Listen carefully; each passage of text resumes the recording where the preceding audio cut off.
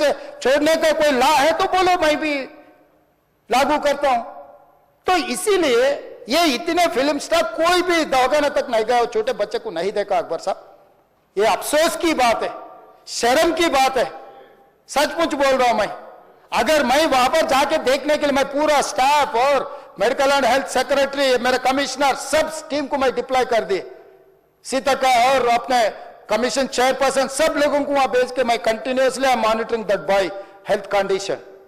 सो ये कैसे, कहां जा रहे हैं हम लोग भाई? उन लोगों को जिम्मेदारी दी नहीं है, हम समझ भी सकते है नहीं है, वो बात अलग है। मगर कुछ पॉलिटिकल पार्टीज 10-10, 20-20 साल जो रिप्रेजेंट किए, मंत्री किए, वो लोग मुझे गाली दे रहे हैं, उसके ऊपर कैसा केस लगाते हैं? वो मेरा दोस्त है भाई। आपके लिए, आपके दोस्त के लिए कोई नया कानून बनाना है तो बनाओ, देखेंगे।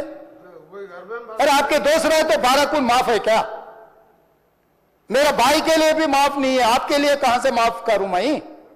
मेरा परिवार के लिए भी कोई नया कानून नहीं है। स्पीकर साहब, मैं ये कुर्सी में बैठा हूं, जो कानून है, जो डॉक्टर बाबा साहब अंबेडकर जी ने जो कानून दिए, कानून के हिसाब से हम सरकार चलाएंगे। जो अकबर साहब ने जो बात दिखा, कुछ प्राइवेट डिस्कशन है, कुछ पब्लिक विजुअल्स है। जो पब्लिक विजुअल्स में वो वापस जाते वक्त भी हाथ हिलाया, रोड शो किए, आने से पहले किए, जाने से समय पर किए, पुलिस वाले भी उसको जल्दी जाने के लिए कोशिश प्रेशर किए, सब कुछ सच है। मगर उनको तो बेल मिल गए। अभी कानून तो हम मानना ही पड़ता। तो ये हकीकत है, सचमुच है, मगर ये अफसोस की बात है। मैं फिल्म इंडस्ट्री जो बड़ा लोग है, मैं उन लोगों से गुजारिश करता हूं, इनह्यूमन नहीं रहना। आप बिजनेस कर लो, आप पिक्चर निकालो, पैसे कमाओ, सरकार से इंसेंटिव्स ले लो, सब्सिडीज ले लो, स्पेशल प्रिविलेज शूटिंग के लिए जो होना है वो मांगो। मगर किसी का हत्या होने के बाद, किसी का जान चलाने के बचाने के बाद, किसी का जान लेने के बाद आज स्पेशल प्रिविलेज मांगे तो ये सरकार में नहीं मिलने वाले। मैं जब तक मैं कुर्सी में रहता हूं तब तक नहीं देता हूं। मेरा जिम्मेदारी तेलंगाना आम जनता का जान बचाने का मेरा जिम्मेदारी है। उन लोगों के लिए कोई भी तकलीफ दिए, उन लोगों को कांग्रेस सरकार ने, मेरे सरकार ने छोड़ने वाला नहीं है।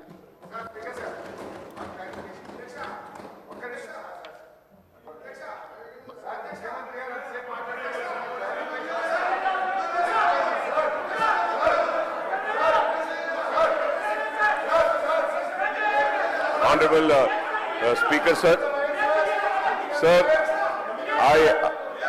I thank Honorable Leader of the House and the Chief Minister of the State, Mr. Revanth Reddy Sahab, for giving the details of the incident happened and making it very clear, sir. On behalf of AIMIM party, sir, I would say that we support the action taken by the government and the police, sir.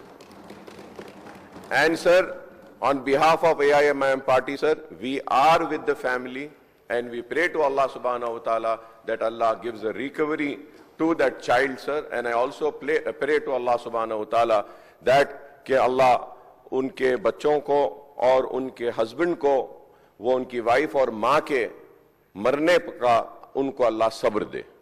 मैं ये कहूँगा sir. And sir, coming on the discussion on Raitu Bharosa, I think most of the questions which I was wanting to ask has been already said and already been made clear. So I do not want to make any other further statements, sir, but I'll just conclude by saying just 3 or 4 lines. And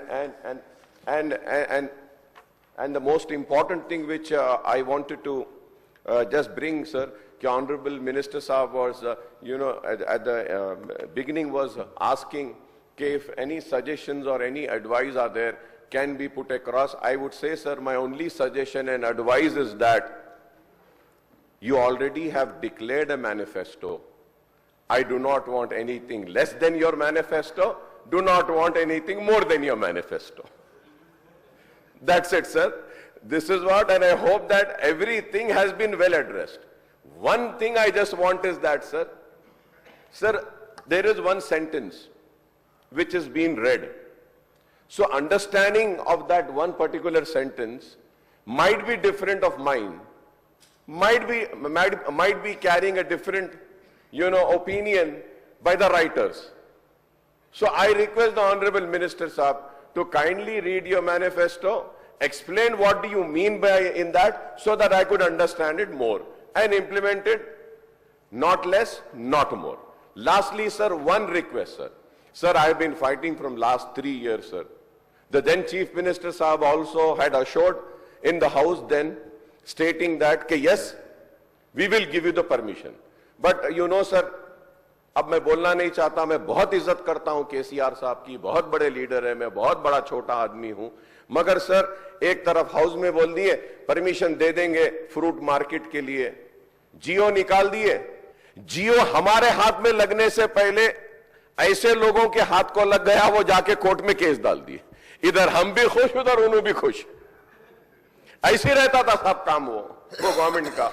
sir मैं बार बार honourable CM साहब से भी request करा, house में भी बोला, sir वो fruit market वाले गरीब लोग साहब पैसे जमा करके स्टॉल्स डाल लिए सर, 2 करोड़ रुपया खर्च करके वो लोग वहां पे वो चिलिंग का एक यूनिट होता है वो डाल लिए।